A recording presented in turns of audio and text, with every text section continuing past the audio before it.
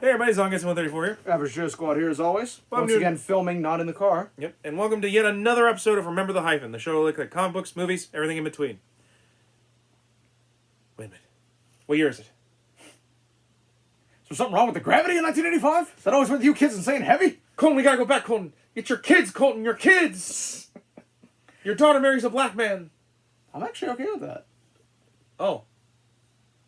Alright, we'll just review this here then. Nice. So anyway, if you haven't been able to guess, we're going to finally be doing Back to the Future. Yeah, this has been something like we've been talking about doing since like we started Remember the Hyphen. Actually, probably even before we started Remember the It Hyphen. actually came up at one point. I was like, why haven't we done Back to the Future yet? And I think you and I both were like, why? Why haven't we?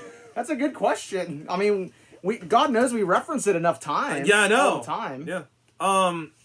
So, mostly because we really don't have many other reason to film anything else. It's kind of just what we decided to film We're in today. a pretty dead part of the year so far, no pun intended, with everything going on, of course. But Yeah. there's just not a whole lot of news, not a whole lot going on. The CW shows are finally back in rotation, but even then, I'm not caught up enough to know what the fuck's going on those. You know, aside from the fact that Ruby Rose decided to leave Batwoman. Which we'll have to cover in a different video, but yeah, that's our for our DC-related news extravaganza. But that's a story for another time. it's- So yeah. So I used to rent, going back to our Hollywood video memories, I used to rent these all the time from Hollywood Video, because I never got DVD copies until I was like in college of this movie, but I used to rent them all the time because I loved Back to the Future. It's arguably probably my favorite movie trilogy, like, of anything, like, not counting like comic book stuff. Like, it's like what I consider to be like the perfect trilogy.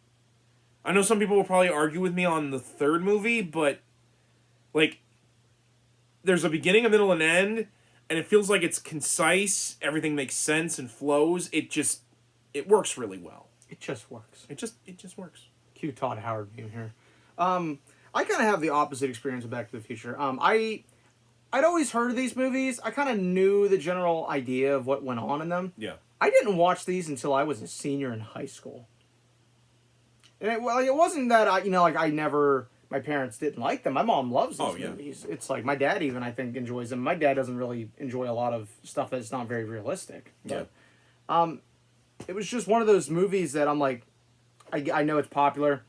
I kind of know what goes on. I just never really had the inkling to watch them. Yeah. So it finally just kind of happened one day where I was like, my cousin loved the movies to death. Loved all of them. And he kind of was my reasoning where I was like, I should probably finally watch these so that I can have a conversation with him about it. We can talk about it. So I'm going to be quite honest with you. I torrented all three movies back in the day. I didn't buy them. I torrent because this was in high school. I didn't have any money. I didn't have a job. So I actually I torrented all three of them. You're talking to the guy that torrents Kamen Rider every single week, so I can't really This is Secret Ingredients crime though, because let's be honest, that stuff doesn't get released over here all that often. But so I kind of torrented all three of them, and I want to say I watched all three of them in one go. I think. I wouldn't be surprised. Like once I got going with them, I was like, let's just do all. Let's do all. They're not super overly long movies. They're like hour and a half, maybe 2 hours. 2 hours. This is right around the point where everything was like kind of 2 hours. That was kind of the standard, I guess. But like you can watch them in like a day and be pretty satisfied. So, but yeah, like to be fair, that's basically my argument about like again, you can watch these pretty quickly. It helps that I think that Robert Zemeckis, the guy who directed these, really had like a vision for what he wanted with them. Like, which I think I'll actually argue is that I would actually argue that's why these movies are so successful and why they've held up so long, and why he definitely was opposed to the idea of rebooting it. Oh yeah, it's because the way something works is when you have one person or maybe a group of people with the whole shared vision. This is how it should be. We have point A planned out. We have point B. We have point C. You could actually argue that's probably why the Marvel movies have been so successful, is people like Kevin Feige, who actually have a pretty good vision of where they want stuff to go. Yeah. Just as much as it pains me, you could argue that's why the Raimi trilogy ended the way it did, was because even though you had a shared vision Yeah, with Raimi, you had too many hands in a honeypot getting in. particularly Avi Arad. Who I'm sure defends himself. He does, but He's a piece of shit. But like, yeah, like Marvel has been much better since Arad was no longer in charge of how they did things. Like, I know people complain about the issues with and there are, but they're not putting characters in that make no sense for just because they wanted to push toys. Vard and his Venom waifu body pillow. Yeah. So before we really I think talk about the movies in general, I think we should just talk about the cast since they're pretty down for that. You have Michael J. Fox, and I would argue his definitive role. Oh yeah, no, the role of a lifetime right here was Marty McFly. You say that, but he was actually not the original choice. Oh, I know he wasn't. I forget who else it was, but I've seen the footage of it. Because it's like a totally different movie. Yeah, no, I forget who the actor is, but they filmed like most of the first film with him, and instead of being like this comedy that it was like a dark and serious. It's the Snyder cut of Back to the Future. Like, look up this test footage because it's on YouTube. That's how I watched it. Because holy shit. Like, I never thought, like, an actor, like, changing actors could legitimately change the tone of a film. But, like, holy fuck, that did. That was an instance, that made me a believer of that, is that, like, that's how that works. But, like... Are there any other movies we know of that are like that, where they filmed a good significant amount of footage before changing actors? I'm not entirely sure. I'd have to look that up. But that'd be an interesting thing to talk about. Just the idea that, like, you have an actor picked, you film it, and then, like... I mean, I know she didn't film anything, but I know that there was an actress with the Burton films that she originally auditioned for the role of Vicky Vale and got it. Oh. Then she got hurt, so they replaced her with Kim Basinger. Yeah, I know what you're talking about, but I can't think of the name. Then she auditioned again to be Catwoman and got replaced by Michelle Pfeiffer for a reason that eludes me at the minute, but... Like, that's really the only other instance I could think of that something like that's happened. Because I don't think it's very common. Or if it is, we don't hear about it. And we don't see the footage of it. Yeah. Or I guess you could say the Wonder Woman 74 pilot before switching her out with Linda Carter. Yeah, but I don't even know if that was really... I don't even think that's referenced at all in with Linda Carter's shows. I don't even know if that's really canon to that. I think that's its own verse. Yeah, true, I suppose. I'm not sure. I only argue that because I feel like that show would have been ludicrously different if they did fix... like, the problems we had with that pilot, if they still kept her, but yeah, so, of course, Michael J. Fox plays the eponymous Marty McFly, who, in my opinion, is probably one of the best characters in fiction. Like, he's not, like, he doesn't even really want to time travel. Like, literally, he gets stuck time traveling because of circumstances beyond his, they found control. Me. I don't know how, but they found me. Who do you think? The Libyans! The fucking Libyans. But how people in Libya feel about this movie. I mean, to be fair, it's that's like icon. It's a cultural icon, but you were saying, like, he gets sent in time, and in doing so, kind of realizes what has shaped his, like, not just his own outlook on life, but like what shaped his parents. That seeing that, like, it's who we are. Like, changes as we get older. It's because that's one of my favorite things about the first film is actually him realizing how much different his parents are. That is growing older, and age has like what changes us. And I think in doing so, Marty becomes a better person for it. He kind of, when he starts out these movies, he's kind of, I want to be a rock and roll star. I want to do rock and roll. I don't really care about. He's kind of, like, I don't think he's necessarily drifting through life. He's kind of got the blinders on. He's got the one focus, but he doesn't really know how to get there. And he's not really taking the time to look at what's going on around him, to take in what's going on around him. And I think these movies show him how he's changed. If there's anything that is inconsistent with him, and we'll probably talk about it more when we get into the movies, it's between 1 and 2 is the whole he doesn't like when people call him a chicken thing. Like, in the first film, you do see him as, like, someone who doesn't like being told, called, treated like a coward, or, like... Yeah. Like, man, I think a lot of that has to do with the fact, with his father, George, but I don't think it's completely a character change. I just think they decided to go with a character motivation for him that they didn't really develop in the first film, but that's mostly because the first film is so standalone of the three. I mean, until you get to aside from the stuff in 2, but like, because like I love like just the changes in him as we see it go on. Like, in the first film, he's like completely a fish out of water. Come 2, he's able to kind of roll with the fact that he's time traveling. Like, when he becomes, like, when they go to 2015, he kind of doesn't seem nearly as fish out of water aside from the hoverboard stuff. But by the third movie, he's totally good with it, I would argue. Yeah, like, he doesn't nearly go through, like, I think I'm in a dream again thing, like he kind of did with the first film when he traveled back to the Wild West. Aside from them doing the whole repeating waking up to, like, his great-grandmother, which is hilarious, because I'm like, so, his mom looks like his great-grandmother, and she married a man that looks exactly like him. Which is hilarious to me, but yeah, no, I love Marty, because, like, he's so fun, and I think he really is what makes these movies work. Like where he's like to get his dad to date his mom, he dresses up like a space alien using his radiation suit. I'm Darth Vader from the planet Vulcan. And when he wakes. Fun fact: the tape he uses to wake him up, I believe that actually is Eddie Van Halen. Yeah, it is. That's actually recorded for that. Yeah, like that's not on an album. Yeah, anyway. No, like they called Eddie into the studio and they were like, "Hey, would you mind just recording some shit?" Which I'm sure Eddie Van Halen was like, "Why not? Why not?" I mean. Fun fact, music fact, got a little off base, but kind of not. So you know the band Kiss? Yeah. You ever heard the song by them, Christine 16? I think so. The original demo of that by Gene Simmons, and mind you, this is like 1978, 77, features Eddie and Alex Van Halen on it. That was the first time they had ever been recorded. The solo Eddie Van Halen played for that, he just made something up on the spot, Gene Simmons loved it so much. He told Ace Frehley from Kiss, like, no, you gotta play it note for note the same way. To which Ace Frehley was not happy about that. He's like, the fuck am I doing, like, playing something by some nobody, Lo and behold, it becomes Eddie Van Halen. Considered one of the best guitar players in history.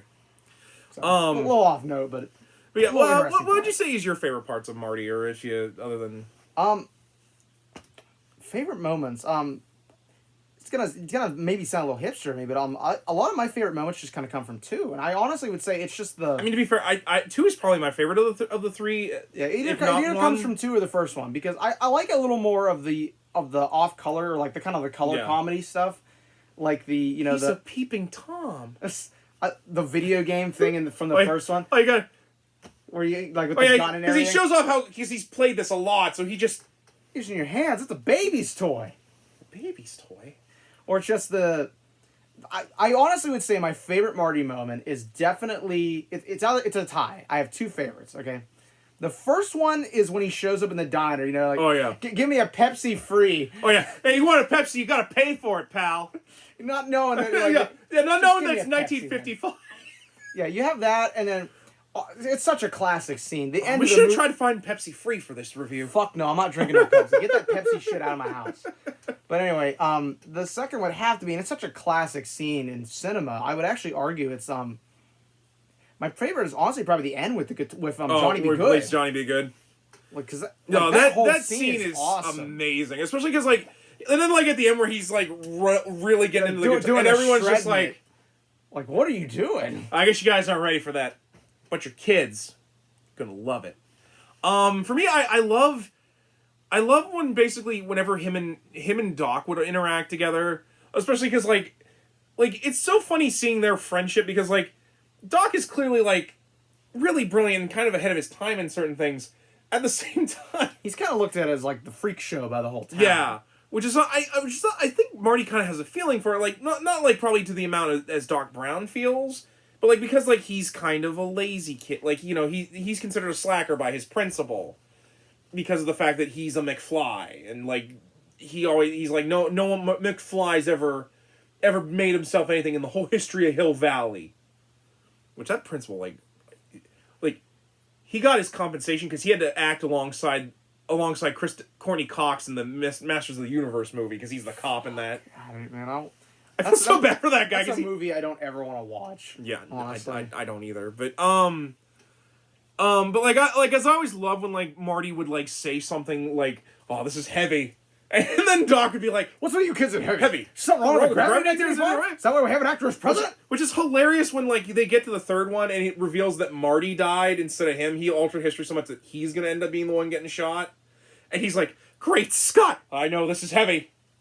That I love the fact in 2 he wanted to try and the whole reason the plot in 2 happens is because he decided he wanted to take the sports almanac back because he wanted to make it rich. Not realizing that, that would probably be disastrous if he screwed it up. That and the one in 2 when he tries to sneak into his house thinking it's still the same house, and then there's like a black family living there. And it's like, like he just like he was really good at the into the kid's bed. Too, isn't it? That's why the dad and that gets so fucking mad. But like his physical, rightfully so. His physical comedy in these movies are great because like he's really good at just playing it up and just bailing. Yeah, no, his holy shit! Holy shit! That's the best part I was able to say. I wish I had a soundboard of just Marty McFly saying "holy shit." I would play it. Or that scene where his mom's trying to get him to drink and smoke. He's like, "What are you doing? You don't smoke." God damn it. No. Of course, the other great character of this franchise, Doc Brown, Dr. Emmett Brown, as played by Christopher Lloyd, who I would argue it's probably Christopher Lloyd's best role again. No, I would argue that this movie was really the highlight of both Chris and I almost said Marty. Just shows you how much I associate Michael J. Fox with because my other favorite role for Christopher Lloyd would have to be Doctor Doom or Judge Doom in Who Framed Roger Rabbit. But that's just because he's a psychopath in that movie. Yeah, like he is amazing in that. But like you say Christopher Lloyd, and I would argue most people instantly be like, "Oh, Doc Brown." Not only that, like he loves the role so much. He's reprised his role as Doc Brown in all sorts of things. Like the for Broadway, God's sakes, he came Broadway back. play they did a promo where they did a Broadway play on this. I did not know they did a Broadway. Oh, wow. There's a teaser where they show the two of them. Yeah. Like the new Doc Brown and the new Marty showing up. It's Christopher Lloyd, and he's reading. Yeah. Marty comes in to get the keys. He's behind the newspaper, so you can't tell it's him. And then the new Doc Brown comes in, and he's just like, "Great Scott!" Yeah, Great Scott. I'll have to show it to you later. It's awesome. Because one of the things I love so much about Doc Brown, and he created the time machine not because he out of some he just wanted to time travel. He wanted to visit Einstein. He wanted to see the development of America because building the great pyramids.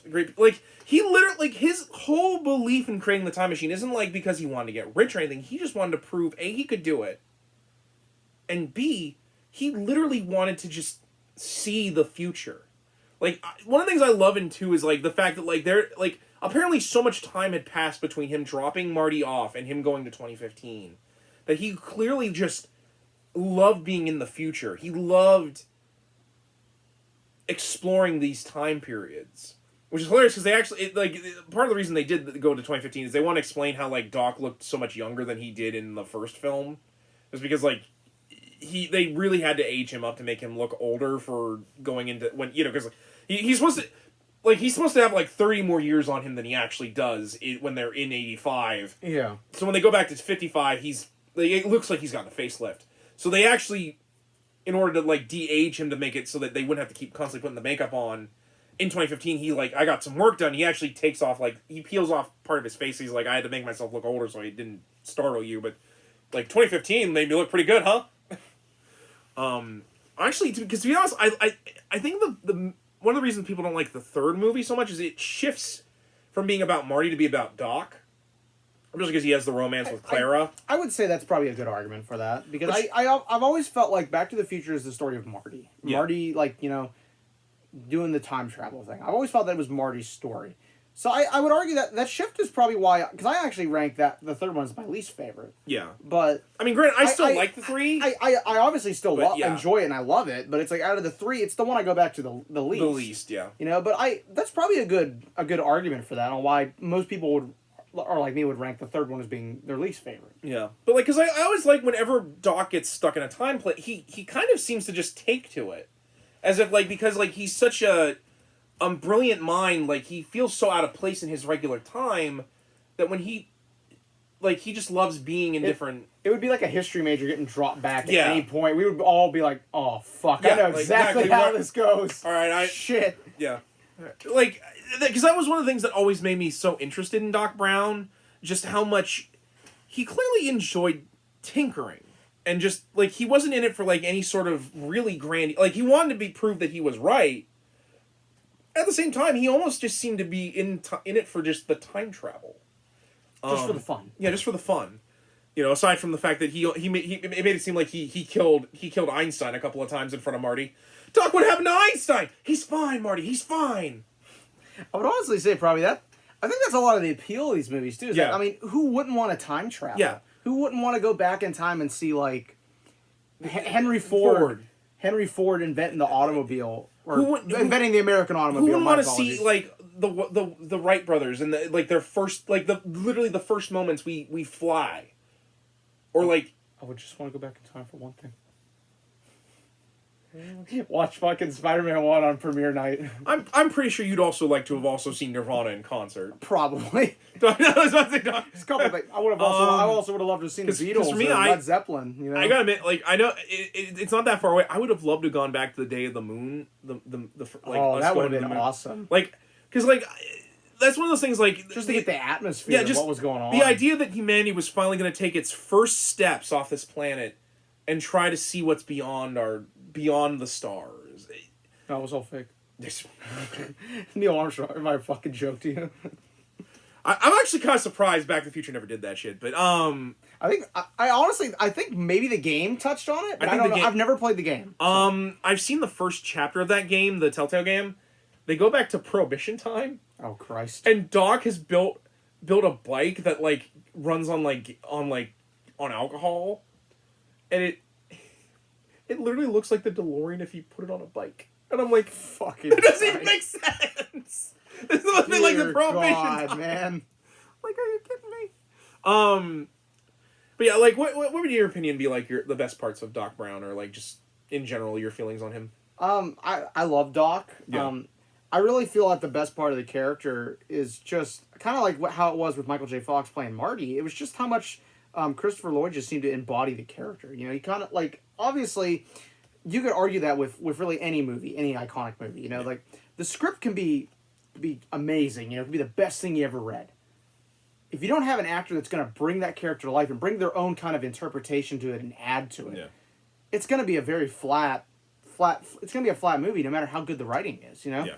I would argue that probably the best roles throughout the history of cinema are by actors who have brought something to the table. Yeah. You know, and I feel like Christopher Lloyd really did that with Doc Brown. He not only brought the character to life, he really added to it. Yeah. You know, he gave it his own taste of what the character was. You know. Yeah, because like Just all the little things. You know, like the Great Scott, or like the way he emotes everything. Yeah. Especially like all his expressions and stuff. That's half of the fun of watching. Like, because like I actually kind of argue one of the reasons Doc and Marty's friendship works so well is because Doc himself kind of has this.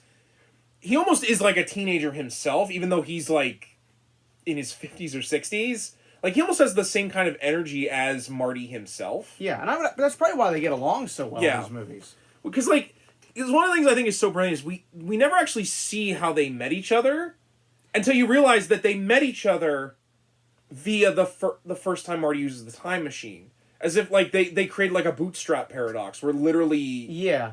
For those of you who don't know what a bootstrap paradox is, basically it's someone has this item and they know where it came from and like what time period it is, but they never know who actually gave it to them, and it kind of implies that they themselves gave them this thing, as if they create a stable time loop where they keep giving themselves the same thing. Well, I actually saw a Tumblr post on this not too long ago. I forgot to bring this up to you. I figured I'd save it for the video. But basically, there was a post asking about, like, nobody ever asked, like, how did Doc and Marty meet in the original timeline? You know, the original one, the first movie prior to the time travel. Yeah. And it actually brings up a good point that it's just, you know, you really think about it, Doc's kind of probably ostracized by the entire town. Yeah. You know, it's kind of like being like a nutcase. You know, he burned his own house down. You know, he does all these crazy inventions and stuff. He cracked his head open trying to put a clock on the toilet, and that's how he ended up inventing the idea for the flux capacitor. Yeah, he's a weirdo, you know. Yeah. Well, you can probably theorize that Marty, you know, being kind of like a rebellious kid, a little bit. He probably was told his whole life, like, you know, stay away from Doc Brown. You know, he causes trouble. He'll get you in trouble. you get told that enough as a kid, you're gonna fucking do eventually what you're being told not to do. So you probably just ended up going to hang out with him, you know, and probably Doc eventually got to a point where it's like, you know, like he seems to like hanging around with me, you know, and you know he seems interested in what I'm doing. No, and stuff. I think one of the other things is that he was really good with Einstein. So like he could have someone that could actually like take care of Einstein when he was too busy to do it. Yeah, because like so it kind of they played off each other really well. Like they just connected because like that makes a lot of sense to me. Like because like I argue it's either that or you know like Marty maybe needed money for a guitar or something, and Doc was like you know put out flyers like I need someone to dog sit. You know, and Marty probably was like he expunged all his other options and was just like. It's either this or I work at the Burger King. I don't say that because there actually is a Burger King in Hill Valley. Yeah. Product placement. But, so he goes into, like, this house, and it's just cluttered with junk. And all of a sudden, I kind of argue in a lot of ways it's probably, like, when he first meets Doc in 1955, when he comes out strapped in some invention. He's like, oh, you've come to help test my latest invention, have you? No, Doc, I'm here for the ad to watch Einstein. Oh, even better! Let me show you how to work the... You know, that's probably exactly what happened. And not only that, I actually also argue, like, Marty sees, like, that big, giant speaker. He's just like, what kind of sound you get on the subwoofer here? Oh, that's not a subwoofer. It's an amplifier. It's an amplifier. It's like, what? It's a what? You know, like, the gigawatt scene. It's just like, well, you know, it works like this. And Marty's like, Doc, what the hell are you talking about? Basically. What the hell's a gigawatt? Yeah, because like I think that is really the most that's like not just like the time travel and the side like just the fact that these two work really well together. Like they're like the you know like any comedy duo like you know Abbott and Costello, you know like the Marx Brothers. Yeah, they just the Stooges. They just work together. Kevin Hart and whoever the fuck he's working with in the next movie. Actually, for Kevin. I always make jokes about that. Kevin Hart is kind of like I actually don't mind him. I don't mind him at all. I think he's actually pretty funny. He is actually. I can't take him in large doses, but no. I think he's funny. I guess we should. Any of the people from Jackass. Here you go. I'm really blanking on his girlfriend and his mom's name right now.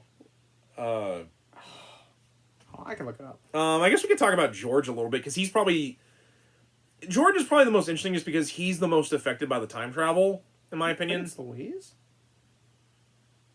His mom is Louise, I'm pretty sure. That's what I'm at. The mom's name. You were blanking on it. Yeah. Because George and Louise basically changed... Lorraine. Lorraine. Yeah, Lorraine. Something with an L. I knew it was something with an L. I couldn't think of what his girlfriend's name was. I think it's Jennifer. Yeah, it is Jennifer. It's Jen. Yeah. Thank God for the internet. Yeah. Because Lorraine, because honestly, we don't really need to talk about his brother and sister because they're not really. They're flat characters. They're in the background. Especially I know that's mean, but they're just. Well, in the background. Especially because you only know them as the original timeline for like a second, and then you see them later on in the. Although I do kind of find his brother interesting, like because like after because like he's kind of like more of a deadbeat than Marty himself. Because I think he's like working at like a restaurant, like a yeah at the Burger King, and.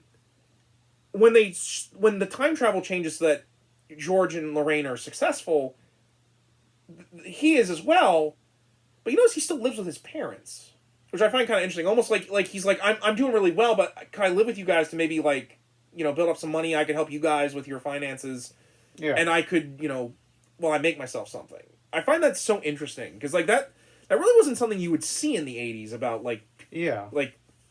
It was kind of some uncommon characterization back then. Yeah, like as if like he was successful, but he still wanted to live with his parents to like kind of help share his success and also make sure he really does have his feet on the ground. Maybe kind of like because like they learned that from George and Lorraine of that timeline, in my opinion, because like they themselves kind of like clearly got more successful than like. I mean, Lorraine. I don't know what Lorraine's job was, but like clearly, like they were living pretty well off of George's book writing. Which I always found kind of interesting. Yeah. But yeah, George and Lorraine, from my opinion, are probably the most hard to kind of sit down, aside from the fact, like, from the first film, where you see how much they change. Because after the first film, they kind of disappear into the background. Like, George is dead in the second film because of the events of Biff time traveling. Is there somebody here? I don't know. Keep talking. Yeah. I hate to interrupt, but no, that's fair. Finish your thought. I'll be right Because back. Biff and Lorraine and George, because like with Lorraine, you get that like she was a rebellious teenager in the 50s. Like she clearly, like, I mean, she was kind of like a stereotypical girl in the 50s, but otherwise, like really, she's mostly there to kind of give Marty a Found a guest star. oh. Okay, I was actually afraid you wouldn't be able to find this place I'm right at home in the country. so If you want to have a seat, I'll move it. because what I was getting to is basically we're doing the Back to the Future thing, but like Lorraine, like she's mostly there to kind of give Marty a realization that like his parents weren't always the put upon losers that he thought they were. Yeah. Like particularly Lorraine herself, because she was like super popular in 55, but like basically kind of falling in love with this loser, kind of. Because like I don't think George was completely a loser. I think He was kind of like an outcast. yeah, he much like Marty and to be fair, I actually kind of think that's where a lot of Marty's creativity comes from, because George is a writer. He clearly had dreams of becoming something that wasn't normally seen in the 50s. Like being a writer wasn't like nearly the No, it was kind of like. yeah. And in fact, it's kind of I funny would because argue probably it still is, because most Yeah. writers don't make. yeah, because unless you're like like someone like Stephen King, where you get big real fast, it just doesn't happen like that. But I always think it's so interesting that they are characters, but they're only really characters for the first and second film, and even then, like not really that much in the second.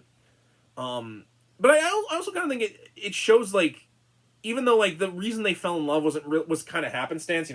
George was peeping on her and then almost got hit by her dad's car, and then. But, like, showing that even, like, when that didn't happen, they still fell in love anyways. I mean, granted, Marty helped it out a little bit, but clearly there was something there between the two of them. What are your thoughts on his parents? To be quite honest, I would argue his parents probably aren't something I ever really paid attention to with movies, because they're That's kind of fair. just in the background. They're kind of there to set the story and Yeah. a little more emotion, to keep kind of stuff rolling. But I would argue kind of like what you were talking about before I found our guest star here. Really, a good part of the movie is just showing how something seemingly so insignificant Yeah. can change how your future turns out. Yeah. We start the movie out seeing that they're kind of like lower class. They've never Yeah. really made anything of themselves. Yeah. One instance of Yeah. Marty's dad punching Biff, and suddenly... Biff. It's like Yeah, because... suddenly it shows like well, he builds up confidence. That he can do stuff. Yeah. He doesn't have to just sit there and take everything. Yeah. And I think because he's able to express who he truly is without being... without the world putting upon him, I think Lorraine actually sees him more for the man that he is. And I think that really their relationship... not just because Marty sets them up. I think it's because when George realizes he can be who he wants to be, she sees him for who he really is, and that he's very passionate, and he's willing to do what needs to be done in order to get what he wants. Not in a bad way, like, because that does sound kind of... But, like, he's driven, basically. But yeah, I kind of have to agree. Because, like, I like the stuff with Marty's parents, but it really... It's there. It's not really there to be a focal point. It's there Yeah. to kind of keep the story rolling. And also kind of show just... I think one of the things that... As Doc puts it at the very end of part 3, the future is what isn't set in stone. The future is what you make of it. Because Doc was so adamant on not changing changing history at first, and then Marty shows him, I don't want you to die, Doc. That's not the future I want. And I think Doc even realizes that after, because he puts the letter back together. He's like, I know what I said, but I figured, what the hell? Ends up wearing a bulletproof vest. Jennifer, the girlfriend, is really kind of just there to be kind of a plot. I hate saying this, just a plot point for 2 and 3. I would definitely which argue, is such a shame, because I like the stuff with her in 2. I would definitely argue that's probably the genesis of her character. Really. Yeah, because she's just there to kind of set up the fact that at some point Marty's going to screw his own life up because of like his cowardice. He's going to get in a stupid auto wreck and damage his hand. so he can't be the rock star he wants to be, and now he has to live in this kind of crappy corporate job. He ends up embezzling money, or like knowing someone that embezzles money, so he gets the blame put on him.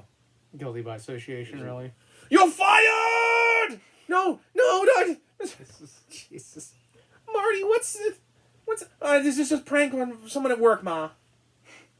Speaking of that, I kind of wish that we had gotten those pizzas from Pizza Hut. You just put them in a hydrator and they suddenly become like an entire large pizza. Oh fuck, man, I would love that. Dear God. I also love that Marty's dad has to be like upside down in that because apparently he threw his back out, and apparently in 2015 we were gonna have hover back things that put us upside down.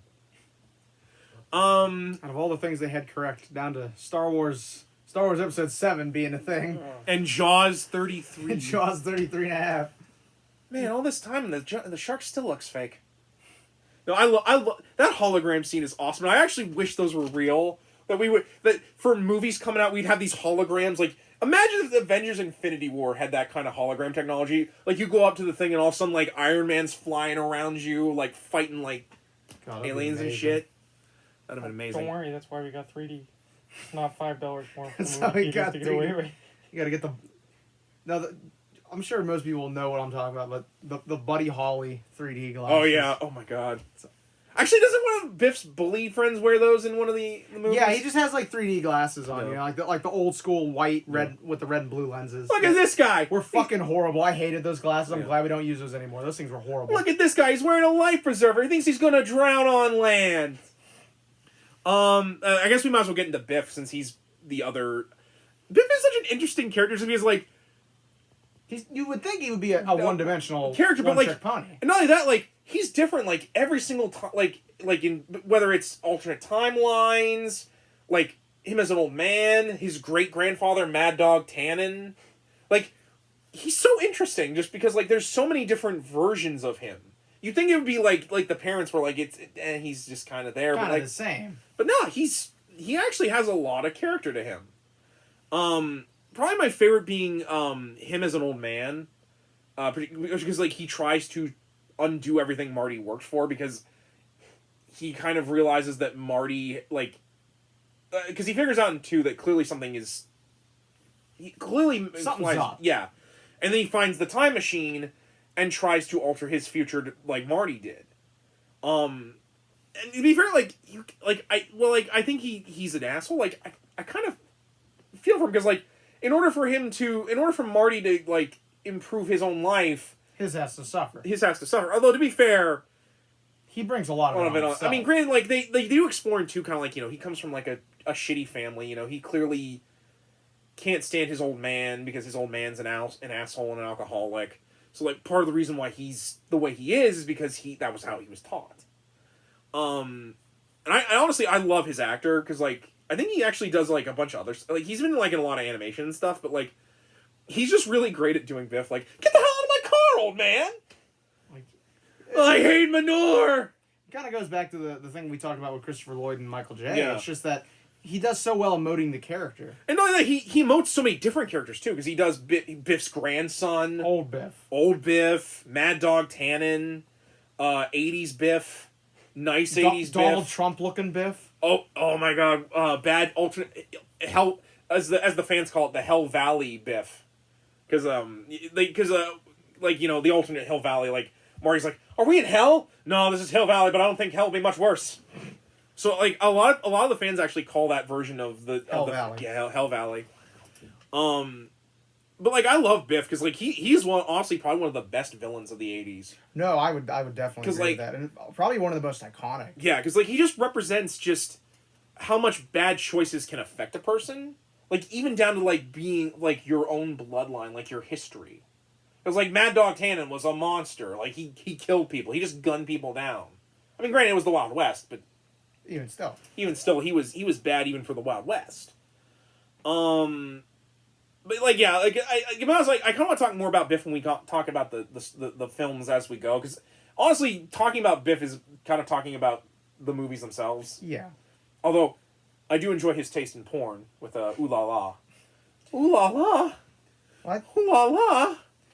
I think before we finally jump into the movies, I think we need to talk about one last final character. The time machine.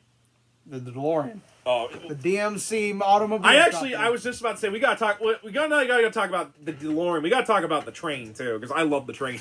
Because I know a lot about the automobile history of the DeLorean. Fact, when my parents took me to Florida when I was 5, and we went to Universal Studios one day, and I was actually really excited because they had the train in Universal Studios. I think they still had the train actually. I actually there's a picture of me next to the time train because I was like, it's the train. We gotta take a picture. Because I loved Back to the Future so much even when I was like 5. I knew that train instantly when I saw it. I'm like, we gotta get on the train. Because I actually think they actually do let you like stand on it a little bit because the train itself is I think computer probably generated to do parts. the pose thing, you know. Yeah, the where he's like because I love the train. Like the train makes no sense though because like he built a time machine using steampunk technology and magnetism because there's big magnets like kind of implying that he makes the power necessary for time travel via magnetism. And not only that, at the end of the very end, it turns out he got the hovercraft chip installed into the train, so that the train does the thing where the wheels flip. I'm like, what? I love that train. Actually, fun fact: they use the train more in the Back to the Future cartoon they made for it. Yeah. Because the DeLorean, Doc builds the DeLorean so that he builds another DeLorean, and it can turn into a suitcase. And, like, you can carry it around as a suitcase. Yeah. But anyway, getting into talking about the DeLorean, since it's the most iconic of the two time machines. Since I know quite a bit about basically the DeLorean, as iconic as it is, and as popular as it is now, you know, because of Back to the Future, it was a piece of shit. It was a fucking failure when it came out. I mean, it didn't have any paint. It was stainless steel, you know, to cut costs. Listen, they put all their money and funding into cocaine. giving it into the movie. No, they actually didn't. It was actually out of production when they started the movie. Yeah. That's how they were like, we'll use the DeLorean. It's cheap. Well, it just went out of business. We can get the shit. Well, fun fact, the reason they went with the DeLorean was originally the idea with the time machine, it wasn't going to be a car. It was going to be a refrigerator. But why? Well, I think because they wanted it to be kind of like, you know, kind of like Trunks' time machine in Dragon Ball Z, where it doesn't move like time moves around it. But they nixed that because the studio was afraid that kids would crawl into refrigerators trying to time travel. That's a valid fear for the 80s. So like the reason they picked the DeLorean was not just because of that, but because it was the cheapest car they could get because they were on a deadline. Yeah, the company was I think it was in the middle of bankruptcy at that point. Yeah. But like that's a shame they couldn't capitalize. I mean, well, maybe if they made a better car, they're trying to bring it back now as an electric model. because people love the DeLorean so. And to be fair, there's actually one in Coney Lake. Yeah, somebody has one. I mean, if they engineer it well enough, I'm sure it'll take off. I also guarantee you, if you look at that guy's DeLorean, his license plate will say out of time. I guarantee it. But yeah, but nobody owns it. There were a lot of issues with the DeLorean car. I know the tires were one of the bigger issues. The tires were bad. It leaked. All the windows, they leaked. They would leak water into the car. Also, I was just really wondering, what do you leak? How do you leak as a window? Also, fun fact, they can only get up to 85 miles an hour. Yeah, you can't get up to 88 miles an hour. You can't get up to 85. You can only get up to 85. In fact, then I watched a video of someone taking that on a freeway. You're like, let's get this bad boy. He's like, I'm afraid now because he's like, this thing just feels like it's gonna fall apart going this fast. I can't imagine. If you can't push past just not even like 85 as a car, I don't know how you can call yourself a car manufacturer. But like in fairness to it though, like I get why they picked the car even other than because it looks cool. It looks cool. Like the doors that flip up. Like I wish more cars had like the doors that flip up like that. I know they're kind of it's a gimmick, but like it's so cool to like you pop up the door, just kick it open. If they had taken that concept and then built a good car, I bet they would have been doing great. Yeah, but they just had a cool gimmick and then a bad car. Speaking of bad cars, it's actually one of the cars I think inspired the Ed 209 from RoboCop. Because fun fact, the Ed 209 is based on like the lemon cars of like the 80s because like crappy automobiles. American cars were fucking shit in the 80s. Yeah, I'm sorry. No, because name good things in the 80s. Pizza, Transformers, McDonald's. Because back then Transformers had zinc in them. Diecast made them good. The Sega Master System. I'm actually kind of surprised Hasbro never. I'm running out of stuff. I'm kind of surprised Hasbro never was like things. Was like, hey, let's make a Transformer that transforms into the DeLorean, because they had a Dalek Transformer in the UK comics, but like, because like the DeLorean, like even before you put all the stuff on it that makes it look like the time machine and a flux capacitor. Well, not just the flux capacitor, like the wires along all the shit on the back. Yeah, like the Mr. Fusion food processor, which is kind of hilarious because like most versions of the DeLorean, if you got like model kits and stuff, have the Mr. Fusion. I'm like, but the original one didn't have the Mr. Fusion. The original one ran on uranium. Yeah, because the plutonium actually. Plutonium. Yeah, because the Libyans. Are you trying to tell me this sucker runs on plutonium? The Libyans wanted to stole a bunch of that because they wanted to use build a bomb. Are you telling me built the Libyans a bomb? No, I just sold them pinball parts in a box. Which. that ages well. Yeah. But like, cause like the time. Doc, you're telling me you built a time machine? Out of a DeLorean? Wait, we're gonna time travel. We're not doing something a little bit of style. Which is hilarious because the 80s on 8 actually does that, has a commercial like that, and he's like, and always have the big 80s on 8 on it. I'm like, look, just because you want to listen to Huey Lewis and the News, who did most of the soundtrack. Yeah, there you go, Huey Lewis and the News. That's age 12 from the 80s. Sports. Oh yeah. I want a new drug. But it's kind of funny. I have that album somewhere. Because I actually argue that the DeLorean itself is so iconic just because of this movie. Like the fact that American Dad referenced it when Stan was like. The fact that someone went through the effort of getting the trademark and all the stuff and is trying to bring it back as an electric car. The fact that the DeLorean shows up in Ready Player One, like the fact that like 9 times out of 10, if you do time travel stuff, I guarantee you, if you look in the background, you can see a DeLorean. Like in fact, I think Back to the Future or not Futurama actually made jokes about the DeLorean. I feel like I think they did. They probably did. In fact, there's already so many references to it in Futurama. Heck, Rick and Morty, like their spaceship is clearly kind of built around the idea of the DeLorean, even if Rick himself doesn't really believe in time travel. Well, no. No, I know it's because it's on the spot the subtle differences. But it's just such an iconic thing. Like most, I argue most time travel things. Why you see like them try to be like cars and such, because of the DeLorean, and just how cool of a car it is. Which is so funny because like you really only see the DeLorean in small bits of like the entire trilogy. But even with that, I mean, you see a DeLorean, you're like, that's a DeLorean. You know instantly what it is. No, if there was a DeLorean and someone would allow me to take pictures, I guarantee you and I would reenact the covers of like the. I'd be down for that. I'd go get. I have a life preserver at the house somewhere. That's it. I think a lot of it has to do with just the fact that, like, in terms of time travel movies, you look at Back to the Future, and it's just probably one of the most iconic movies for time travel. Kind of like the benchmark, really. Yeah. When you think of anything time travel related, you think of, DeLorean, you think of Back to the Future, because it was so well done, especially for the 80s. Yeah. And everything in it is just something that it pretty much holds up today with other movies that are coming out. Yeah. It really does. It's one of the reasons why, like, I think it's one of the few trilogies, in my opinion, why Hollywood doesn't want to reboot it, is just because it's so beloved. Like, how do you top it? You can't capture that lightning in a bottle again. In my opinion, I don't think they should do a reboot. I think what they should do is make it that, like, you think it's a reboot, like where you have an all-new Marty and all-new Doc Brown. What it actually is it's an alternate universe caused by all the time travel the old Marty and Doc Brown have. Oh, because then you could have both of them show up. So you could have the new Doc Brown and Marty, and you can have the old Doc Brown and Marty. That would probably be the best way to do it. Yeah, I doubt they will if they do. Obviously not, but like if in my opinion, if you're gonna do it, don't make a reboot, make a new movie. And I'm not saying like a new trilogy or anything like that. Just make a new movie. Just make a new movie.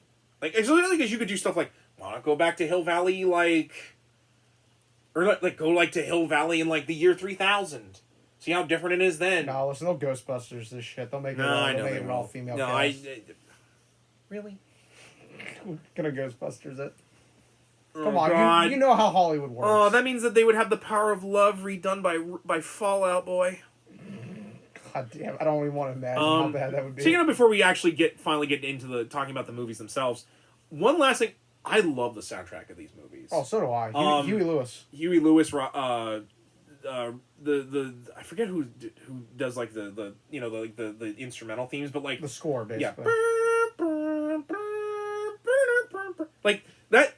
You hear that, you know what it is. Yeah, like or even just that little you know, like whenever they show like the Hill Valley whatever, you know, like that, and then like it goes into the theme, like because I actually know a couple people at work that actually have that as their ringtone, and every time I go I'm like, Marty, you gotta come back with me, Marty. But like For me, it'd be like if I had Hero as my ringtone, you would just hear the drum intro. yeah, and I'd be like, God damn it. But like, cause like the soundtrack itself, in my opinion, is one of like the great soundtracks of cinema. Oh, you know, like without a doubt. like that theme that plays whenever Marty is doing something epic or just before they hit the time. You know, it builds and builds and builds, and then it has that flourish. Although oddly, I kind of, it's one of the things that's so interesting. After the flourish, it kind of just peters off. It like. And I think a lot of that's because like almost like the time jump. Yeah, almost like the time jump where it happens and then nothing. And then nothing. Yeah, like that was probably an intentional choice of composition. Because like that's one of my favorite moments in the first one is when Doc actually watches the time machine time travel and he sees the flames and sees it disappear. And he's like, "I did it!" You know, and he actually realizes that he's gonna build that time machine and that it's gonna finally be one of the things that actually works. You know what this means, boy? No. Means that this damn thing doesn't work. But who's the president in 1985? Ronald Reagan. Ronald Reagan, the actor. Ha! Oh, that hasn't aged well either. Ronald Reagan, the actor. Peter, you were alive in the 80s. All right, so wrong with the gravity in 1985. Is that why they have an actor as president? So let's start off with the movies. Do you want to start with You want me to start with the first one, or do you want to start with the first one? I'll start with the first one, because the first one is the one I've seen the most. Yeah. So, basically, to kind of sum the movie up in a very quick fashion, because God knows we're going to be here a while if we talk about every single moment in these So movies. basically, the movie starts out, with Marty. We're introduced to Marty. We're introduced a little bit to Doc. We hear him, we don't see him. And not only that, we see, like, his house. We see Hill Valley, the stuff going on. Yeah, it's got probably one of the most iconic things from the movie for me, because VH1 Classic used to use this a lot for commercials, for like their movie block and stuff, rock and roll movie night. They would have that scene where, he plugs the guitar into the giant amp. Goes flying back. And he just gets up, takes the glasses off, sees the speakers blown out. Yeah. Rock and roll. I love that scene also because, like, before that, you see all these clocks. Kind of being a little bit of foreshadowing. Foreshadowing the time. But, like, I love it because, like, not only that, all the clocks are off. Because, like, Doc is performing an experiment with the time machine. Wait a minute, are you telling me it's actually 8:05? Correct. Shit! I'm late for school! And then the fucking Huey Lewis just comes in full bore with it. Probably one of the best uses of music in an 80s movie I can think of is that, where just it happens, you hear that start, and not only that, like, this movie really wants to emphasize what 85 looks like. Because, like, you see him skateboarding, you see him grab onto the truck, which don't actually try that. Driving to Walmart like that. No, that's actually ludicrously dangerous, especially because, like, sudden stops or a thing. Yeah. Slam into the back of the tailgate. And you see, like, you see a typical day in Marty's life. He's ragged on by the principal because he's late again. He wants to perform for the school talent show, I think, but like they don't want him because like his music's too loud. Just too loud. Which is like, fuck you too. Okay, boomer. Oh god. And of course you get that iconic scene where like him and Jennifer are walking home from school, and you get the clock tower. It hasn't worked since this time 1955, except back in 55 when it was struck by a random bolt of light. To which I'm like, that's oddly specific. Oddly specific, and also I'm like, I feel like clock towers are a little bit more sturdy than that to just get hit by a sudden bolt. I mean, maybe back then, but I don't know. But like you get that scene with the clock tower, because like the clock tower is also one of the most iconic visuals for Back to the Future. And we get introduced to Marty, and he goes to his parents, and they're what show is it they're watching? I want to say it's like The Honeymooners. Oh, pretty sure it's The Honeymooners. Either that or Laverne and Shirley. No, it's not. It's not Laverne and Shirley. 80s. But that's hilarious because when he goes back in time, they're watching the exact same episode, but it's back when it was. I've seen this one. What do you mean you've seen it? It's brand new. Well, I watched a rerun. What's a rerun? Because back then they didn't do that. Yeah, because reruns was not a thing until like Yeah. the 80s. How cable television had Well, evolved. I don't know if we've ever talked about this, like with lost media stuff. That's why like there's a lot of episodes of stuff lost, like with like Doctor Who and other stuff, is because back then, you know, they would run it. Yeah. And then they would probably run off a copy for syndication in a different country, you know, like especially with BBC, they would send it off to be like, you know, like Argentina or China and stuff.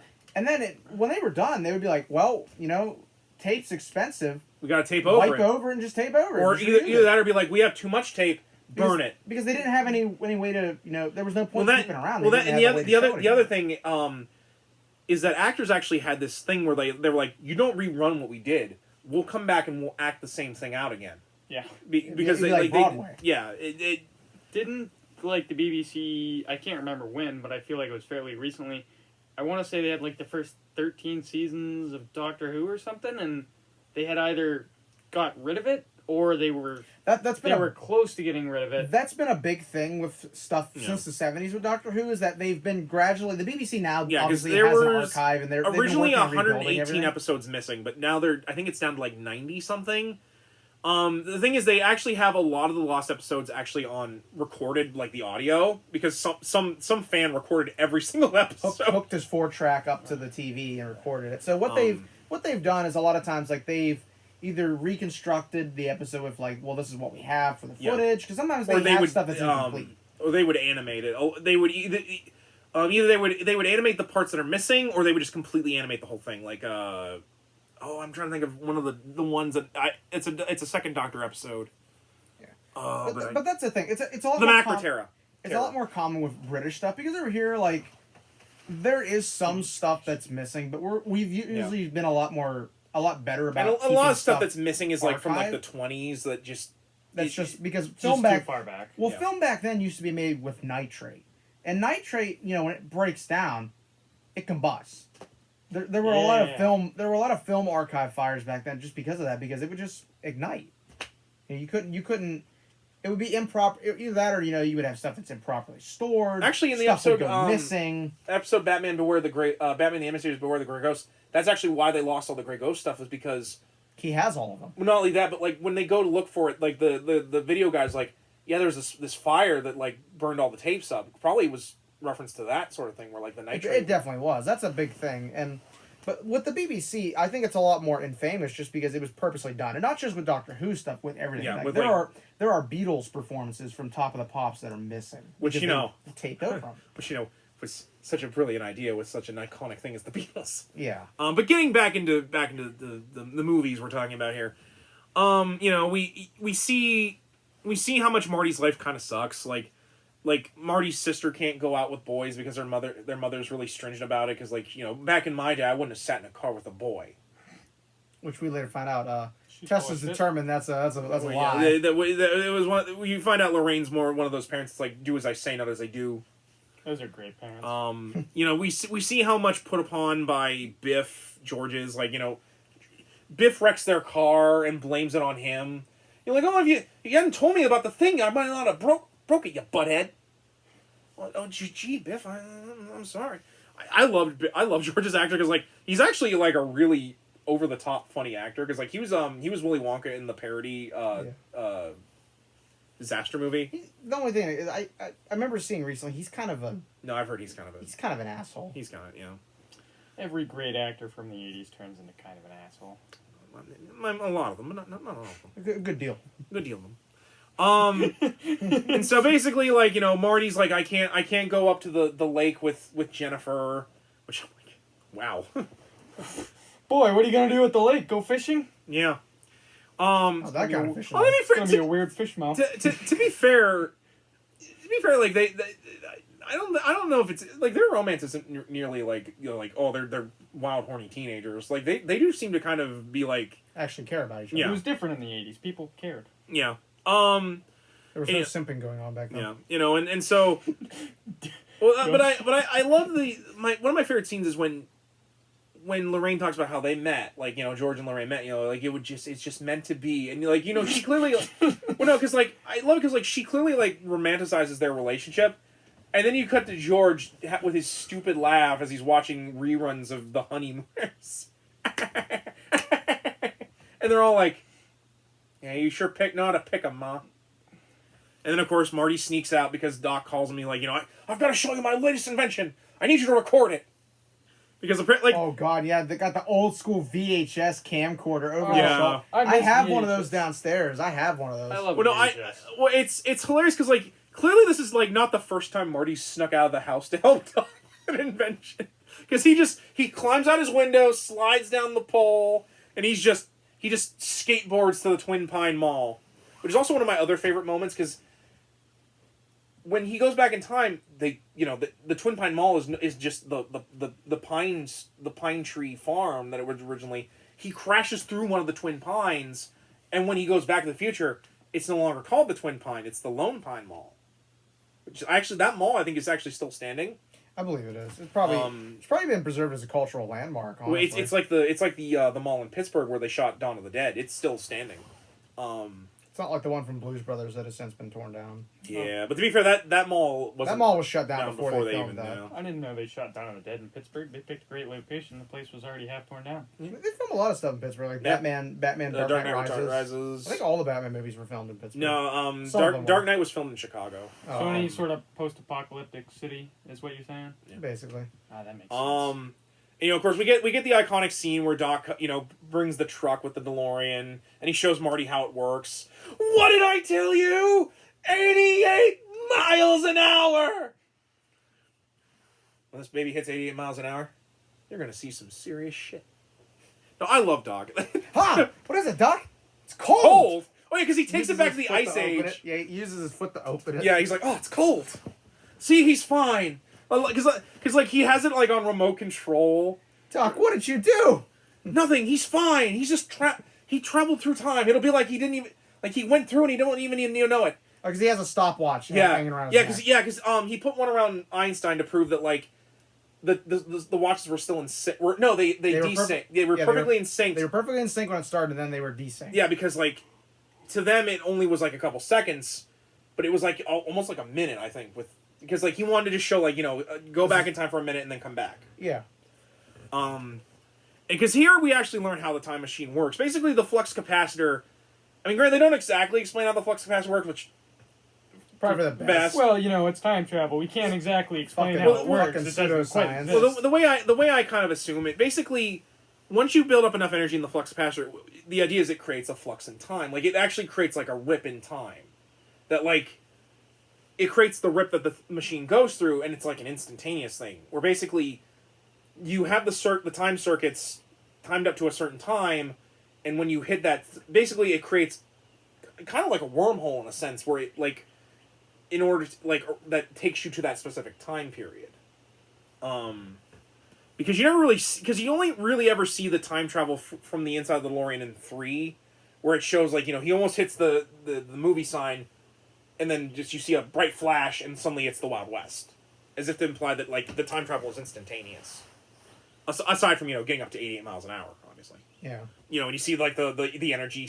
I love the effects they do for you see the energy A lot of those still hold up, I would argue. and of course the awesome after it hits through, you see the fire as if the time machine's still kind of there. I love the flame effect. That is always awesome when they do it. But the main point of the movie, the first one at least, because as you said, it's probably the most standalone-ish, is that Marty goes back in time because he jumps in the car to get away from the Libyan terrorists who show up. They're in a 60s party van too. It's like having the fucking Punisher van show up. Yeah. They found me. I don't know how they found me. Who do you think? It's the Libyans! Yeah, so basically he jumps in the car to get away from them after they shoot Doc, and then he inadvertently hits 88 and it goes back in time to 55. Yeah, because he's just trying to escape. He's just all right, let's see how you deal with going up to 88. I think doesn't he. Okay, no. So Doc put the date in because he was going back. This was the date I came up with it. Yeah, because he came up with the time because the next day when he goes to visit Doc, he's got the bandage on his head. Yeah, but so basically what happens is that's how we checked recording. When the light's there. It's an hour and 4 minutes. So anyway, basically Marty goes back in time, back to the 50s, and his whole goal for the first movie is just getting back home. Yeah, because without trying to change as much, because because he's got his mom's got the hots for him, which is all kinds of fucked up. But so he's trying to avoid that, but he's also trying to avoid changing as much as possible. He has the picture of himself and his siblings, and stuff keeps fading away because like basically he's interfering with the timeline. Yeah. Well, things like that happen when you have your mom have the hots for you. Yeah. But so basically, the whole point of the movie is him getting back home. We have all these wacky adventures of him doing it. But finally, he goes back in time and comes back to the present. And as he finds, even though he tried not to interfere, stuff is still different. His parents are more successful now. Biff's a little less successful. Which I feel sets up perfectly for the second movie. Yeah. Which shows that you've seen the positive effects it has, but now you have to see the negative effects it can have. Especially because I love that when he's like, Marty, you got it, and I love it because he's in the futuristic outfit. He's got the weird two ties. He actually has two ties because one's transparent and one is red. And it's just flexing, okay? To be honest, I actually want his goggles that he had when he comes back. I love those glasses. I'm pretty sure you can buy those. You gotta come back with me, Marty. What, Doc? What's wrong? It's your kids, Marty. Your kids. Something's got to be done. And he's pouring the garbage into the Mr. Fusion because now instead of needing plutonium to make the time travel possible, he just needs garbage basically and gasoline. And it's a hell of a way to recycle. But I love it because it's a weird flex, but okay. The ending of that movie, the movie's Doc, you gotta pull back a little bit. You're not gonna have enough land to get up to 88 miles an hour. Or enough road to get up to 80 miles an hour. Roads. Where we're going, we don't need roads. And you get that scene where the DeLorean flies. You're like, what? Yeah. And then you get the to be continued. You're like, there's gonna be more? This is probably one of the few movies where it can get away with doing the to be continued thing because, it works so well. And after this movie was filmed, they actually filmed 2 and 3 back to back. Yeah. Hence why, there's a lot less inconsistencies between those two movies because literally they shot them both together. You could almost put them together as one solid movie because of that. I don't think it was so with the first movie, but it was definitely with the second. Yeah. And so do you want to go into the second one real quick, just the general plot? And so in Back to the Future Part 2, it actually is technically because I love the second movie. It's probably my favorite, like yours is, but I will admit it's one of those movies where it has 2 plots and one gets resolved really quick and then it leads into the next plot point. Yeah. But basically, kind of a 1-2 punch. Yeah. Basically, we see some of what could potentially be Marty's future.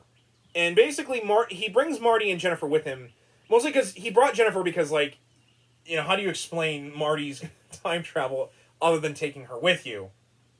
Which is kind of funny because Jennifer's actually, the least changed out of the, but yet, clearly things change, but, Jennifer didn't. But basically, they're going because Marty's son is going to end up getting thrown into jail because he wants to be as tough as Biff Jr.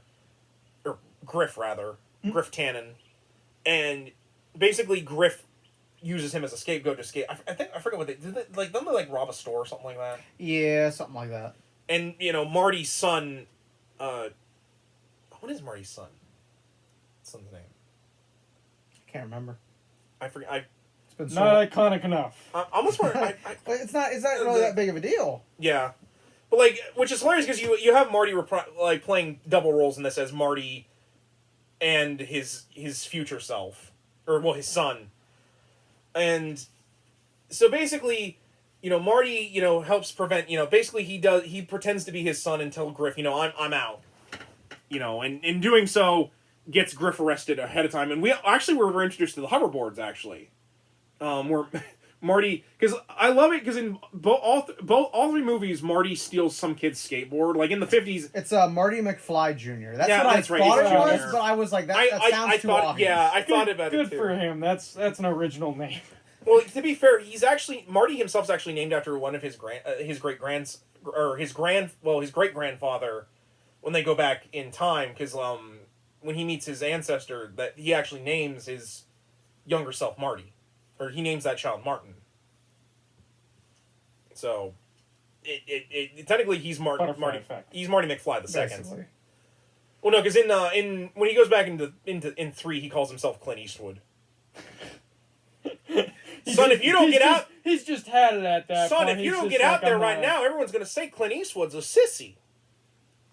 Well, it's like, they go with, he does the whole, man with no name thing, the Yeah. good, the bad, and the ugly. He's got He even wears the... He's got the outfit, he does the thing from, I believe it's A Fistful of Dollars. Yeah, Fistful of Dollars, with the boilerplate underneath. Because in Back to the Future 2, Biff was watching that on TV, so Marty gets the idea from that and for 3. But basically... I believe it's A Fistful of Dollars. But basically in 2, after all this happens and Marty gets his hoverboard, Marty sees the sports almanac, which actually you've seen a lot of stuff. In fact, Kingdom Come actually has that almanac. No, I noticed it. Basically he's like, if I have this, I could bet on... Oh, sorry. If I could bet on... races and stuff, and I could make money, and I wouldn't need to...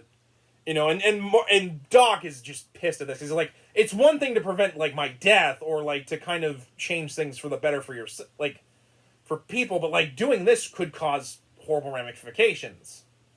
So Marty, like, says he's not going to do it, but sneaks the almanac into the DeLorean, and Old Man Biff realizes something's weird going on here. So he finds the time machine, realizes what it is, travels back to 1955, and gives himself the almanac, causing a bad future for Hill Valley, which we call Hell Valley, which is honestly probably the most iconic part of Back to the Future Part 2 is the Hell Valley stuff. Yeah, kind of the dystopian future. Yeah.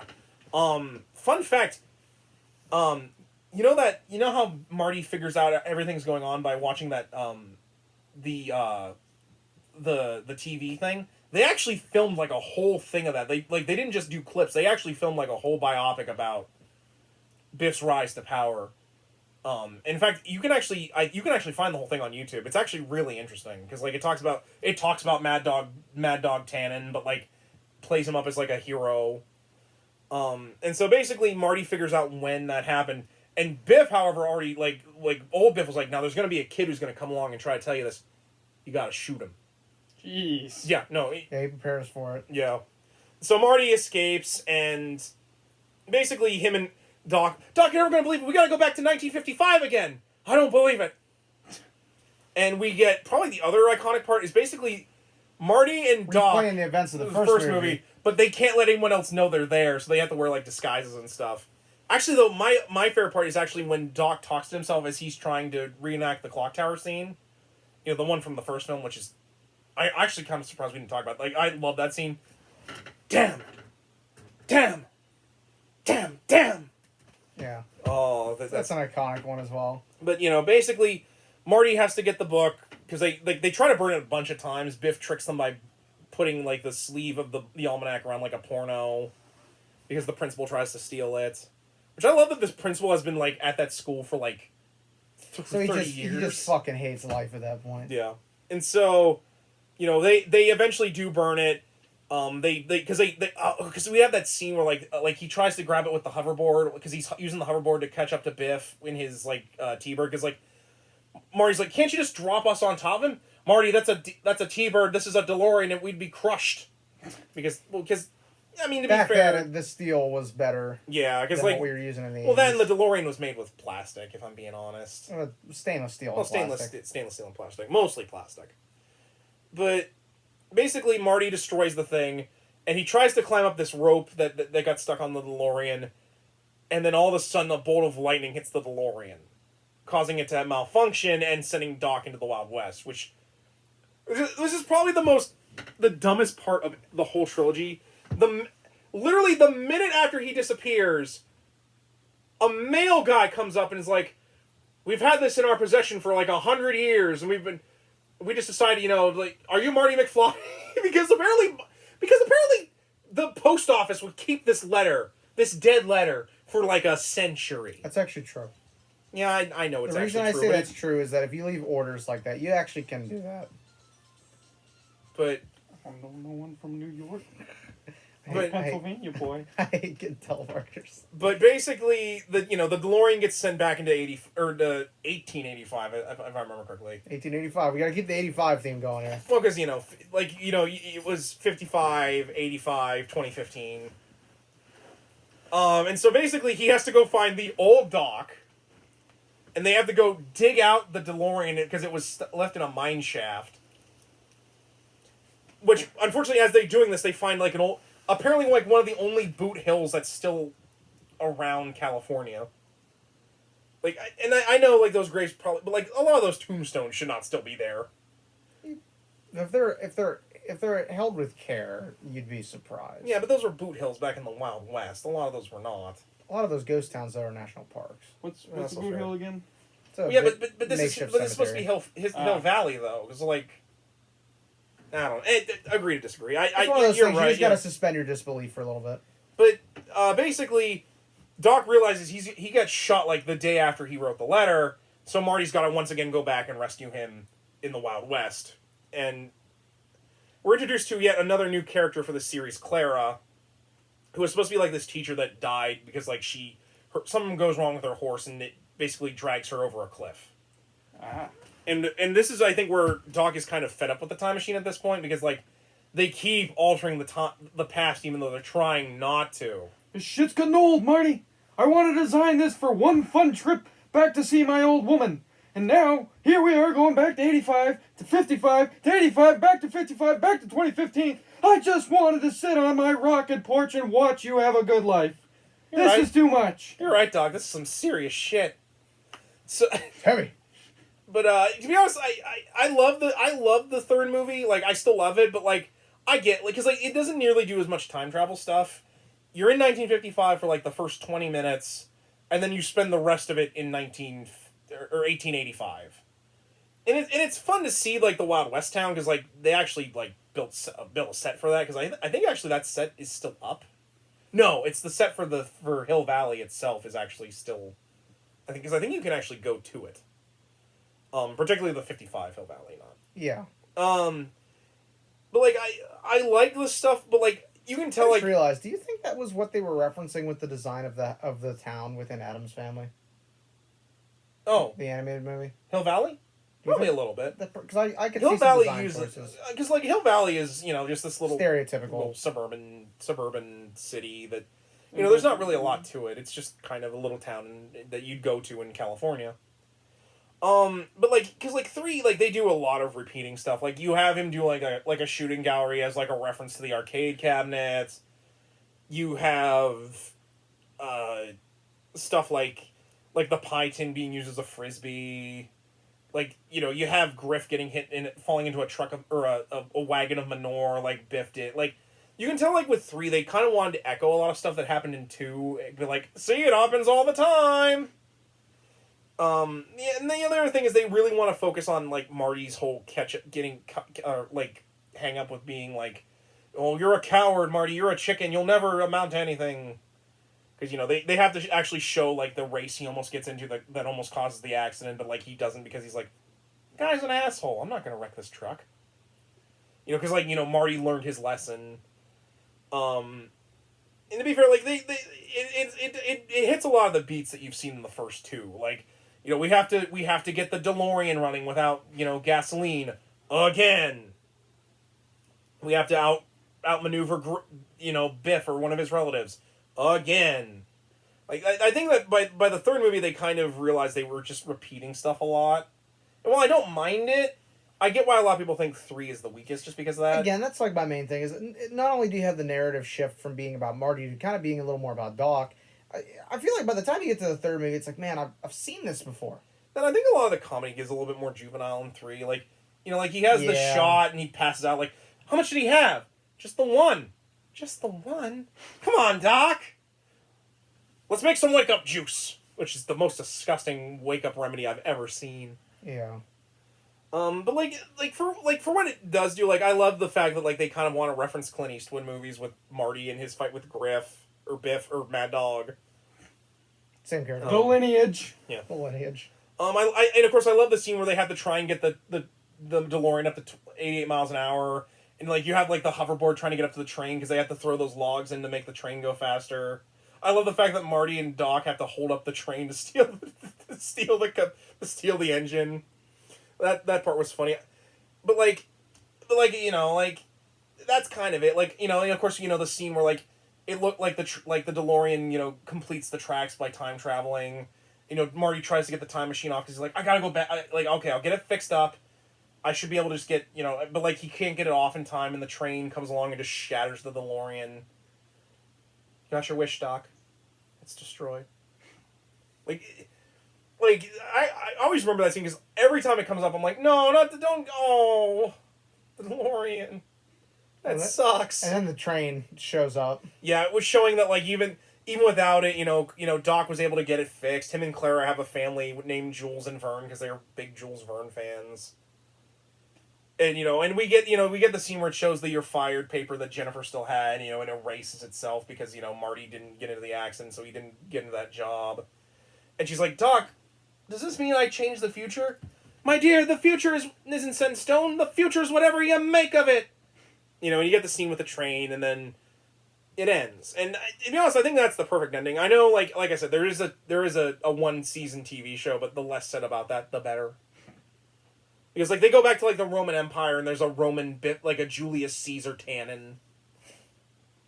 Like they go back to the Civil War, and like Biff is like just kind of hitting on the same beats we've seen before. Yeah, like I said, I like the movies, but like the cartoon is just kind of eh. But like yeah, that's the movies. It's about Marty and Doc's shenanigans through time. Occasionally changing things for the better.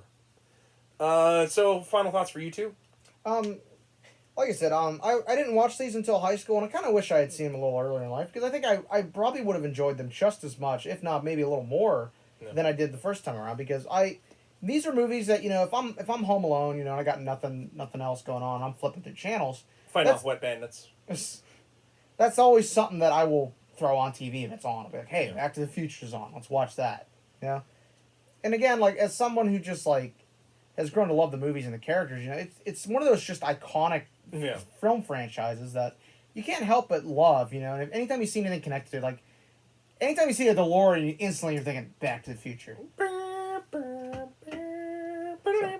Riley, what are your thoughts on Back to the Future? I guess as somebody who's never seen them, I enjoyed very much so the synopsis. I enjoyed that, like, for an 80s movie, it clearly did a lot for its time, whether it be, taking just an absolute train wreck of a car and making it something very special when it was just going to die with, like, a silent whisper, versus setting, like, the benchmark for just any good and iconic, like, time travel movie, along with knowing when probably the good time to slow down and stop was. It's not like, you have any more than 3, and people sounds like maybe 3 is their weakest. However, it sounds like it's the weakest out of 3 good movies. Yeah. And it's not, we had 3 movies, the first one was good, the second one was kind of okay, and then they shouldn't have made the third. It was, well, these are 3 good movies, and I just think the third, it's not the greatest out of all 3 of them. And it's less so I'm upset that they made it, and more I just don't like it the most. And I think that's impressive for like a trilogy to have that power, that staying power, to not, end up being money like mongering and falling apart in the end. Yeah. No, and of course, thanks to the fact that, Christian Bale threatened to kill so many people if they didn't, because it has Huey Lewis in the News as the soundtrack. You like Huey Lewis in the News? Their early work was a little too new wave for my taste. But when sports came out in '85, I think they really came into their own. Yeah, what really, commercially and artistically. What really gets me sad is everyone remembers Power of Love, but I'm like, I love Back in Time so much more, because like that I like that much more. Like, tell me, doctor, where are we going this time? I like both, but I like Power of Love a little more. Yeah, I just hear it more. I hear it more often. They play it at work. But fun fact, they actually sang Back in Time in a Chipmunks special. Because after the 80s cartoon was over, they actually did this thing called Chipmunk at the Movies, where they did direct-to-video movies, where basically the Chipmunks parody movies. One of them is called Back to Alvin's Future, where basically they have the 80s cartoon meet the 50s shorts that they used to do. Because like Professor Crash Cup, the guy from like the old Alvin and the Chipmunks shorts. I mostly know them because when I used to watch Wienerville on Nickelodeon, they used to do a lot of the 50s Alvin and the Chipmunks shorts. I don't know if either of you are old enough to remember Wienerville. No. A little before my Wienerville time. was this... I'll be honest, Adam. That sounds very surprising, to say the least. Wienerville was this live action show. Well, it was kind of like a weird live action show / game show. Basically, it was about this dude, because like his whole thing was he had this thing where he'd make like puppets around his face, and they would look like different characters. And his name was like, I forget it, like it was something Wiener, hence why it's called Wienerville. Basically, like they would do these weird little shorts and then they would play like cartoons, and a lot of them were Alvin the Chipmunk like 50 shorts. Basically, like, and I knew who they were. Like, Wienerville was such a weird concept for Nickelodeon. I might have to show you guys like some of it while we're on lunch, but It really does sound weird to say the least. yeah, because you have to see it to believe it. I know because of the name Wienerville, but like, but I mean, basically, then the puppets around the face. That, Yeah. that sounds like something special. but it's hilarious because like they literally do a thing where like the 50s chipmunks want to make the old chipmunks stay back in the 50s because they want to get the popularity of the 80s chipmunks. So like they have to have like a rock off. It is surreal. I've seen this. I have. Now that you say that, I've seen this. Yeah, Or at least I've seen that scene. Yeah, because my grandmother actually had this on VHS. I used to watch it all the time at her place. But like that's what I mean. Like there's so many like even Avengers reference Back to the Future. Wait, Back to the Future is a There's a little lot. bullshit. Why don't we just go back in time? You know, find baby Thanos. You know, and that's horrible. It's Thanos. But anyway, like in the summer that I don't know like, why everybody thinks time travel works like that because it doesn't. Yeah. It actually works more like Doctor Who, sadly, but anyway, guys, I think that's gonna wrap it up. Like, if you've seen Back to the Future, I'm sure you all have your own opinion on it. Some of them probably agree with us, some of them don't. But I just wanted to talk. There's a little something for everybody. There's a little something for everybody, and I've always wanted to talk about it because it's one of my favorite movie trilogies of all time. It just doesn't. Nothing else compares to it, in my opinion. But nothing compares to you. Now we're gonna get flagged. Now we're gonna get flagged for copyright. But anyway, guys, that's gonna be it. Join us next week when we go to the Back to the Future for another episode of Remember the Hyphen. I'm Average Joe Squad. I'm Zongetsu134 doing a terrible Doc Brown impression. And I'm just Riley. And as always, we ask you, remember the hyphen and take care.